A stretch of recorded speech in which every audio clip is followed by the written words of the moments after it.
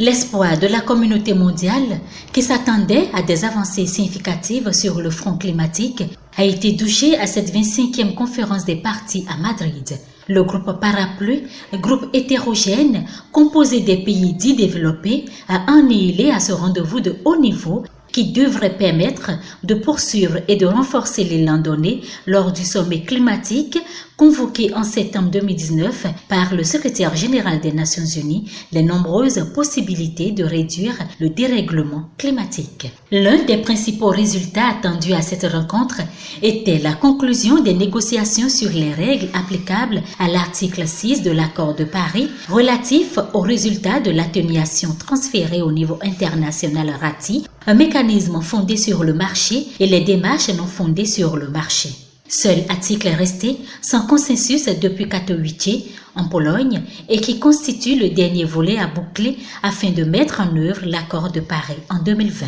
Il importe de préciser que l'année 2020 est une année cruciale car les partis auront l'obligation d'actualiser leurs contributions déterminées au niveau national, CDN. Au cours de la deuxième semaine et face au risque de l'enlisement des négociations, les ministres des pays représentés ont pris la relève pour éviter le présage d'un échec puissant. Malheureusement, cette reprise en main des négociations n'a pratiquement pas fait bouger les lignes. Nous avons des rapports au niveau global qui ont parfois des focus régionaux et qui nous donnent un certain nombre d'éléments par rapport à l'impact prévisible du climat dans les années à venir sur un certain nombre de secteurs.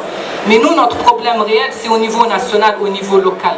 On n'a pas suffisamment de modèles au niveau national et local pour nous permettre à nous, pays francophones, de faire nos propres prévisions et de pouvoir dire à nos décideurs, voilà ce qui risque de se passer dans 15 ans, dans 20 ans, dans 50 ans, si on ne prend pas les mesures adaptées.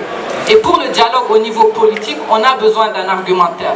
Et aujourd'hui, en fait, on parle toujours au niveau global, l'action, elle est au niveau local. La ministre de l'Environnement de la RDC fustige la méthode diplomatique mise en œuvre par les pays développés pour faire échec à toute avancée sur les questions climatiques. Pour faire quelque chose d'essentiel, dans un premier temps, la sensibilisation, la vulgarisation à tout ce qui est changement climatique. On a beau égrener le chapelet agenda 2030, 2063, 17 ODD, mais ça ne parle pas à nos populations. Ça ne nous parle pas. C'est comme un effet de mode comme ça, et pourtant, paradoxalement, nous avons ce que les autres n'ont pas, nous avons préservé nos ressources naturelles. Et c'est d'autres qui viennent nous expliquer, en fin de compte, aujourd'hui, depuis près de 25 ans, nous faisons toutes ces grandes messes, mais nous ne captons que 0,5% de cette finance climatique parce que nous avons un problème de renforcement, dit-on, de capacité.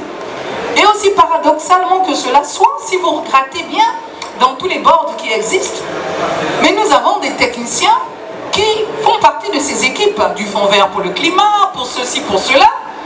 Mais comment ça se fait que nous n'arrivons pas à obtenir les financements? Mais simplement aujourd'hui, il faut le souligner, l'urgence parce qu'il y a plus d'éveil de notre côté, parce que nous avons au centre une économie à donner alternativement à nos populations.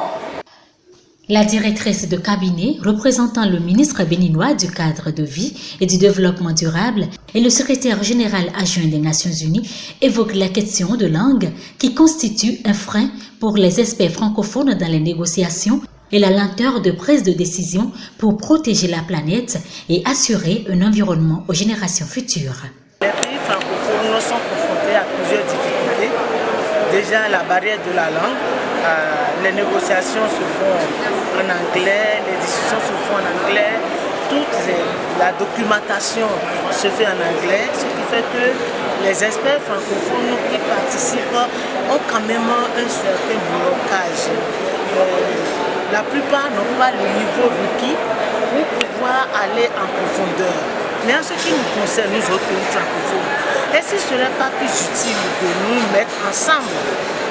Par exemple, à partir de la déclaration de Marrakech, le programme BUD-A, avec les actions qui se font au niveau du Sahel, les actions qui se font au niveau du bassin du Congo, est-ce qu'on n'allons pas nous mettre ensemble pour avoir des projets fédérateurs régionaux où les pays vont pouvoir adresser les mêmes problématiques au lieu que chaque fois, ça soit chaque pays qui doit être train d'élaborer des politiques, des stratégies à n'en plus finir.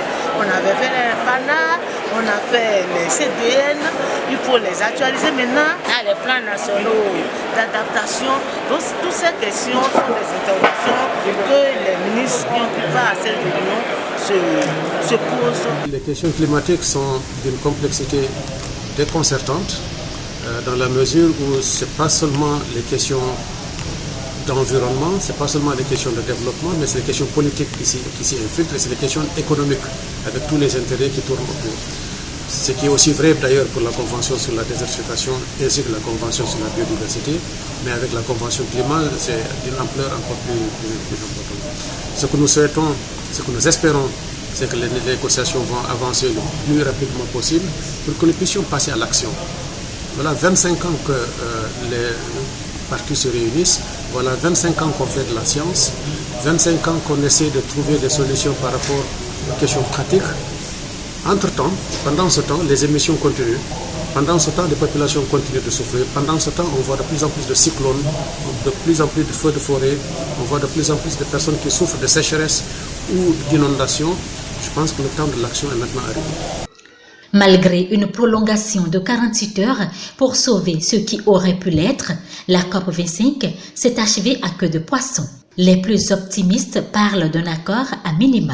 Les principales divergences qui ont fait échouer les négociations concernent essentiellement l'opérationnalisation de la comptabilisation des transferts des RATI, un processus censé éviter le double comptage des émissions dans le rapportage des CND, 6.2, les questions de gouvernance, notamment le point sur les responsabilités de rapportage des parties, la transition des mécanismes de Kyoto, 6.4, et enfin, une définition claire et transparente des démarches non fondées sur le marché. En attendant des décisions concrètes, les pays en développement, les PMA, les petits États insulaires et autres continuent de polluer pour les premiers et de subir les conséquences de la pollution des riches pour les autres.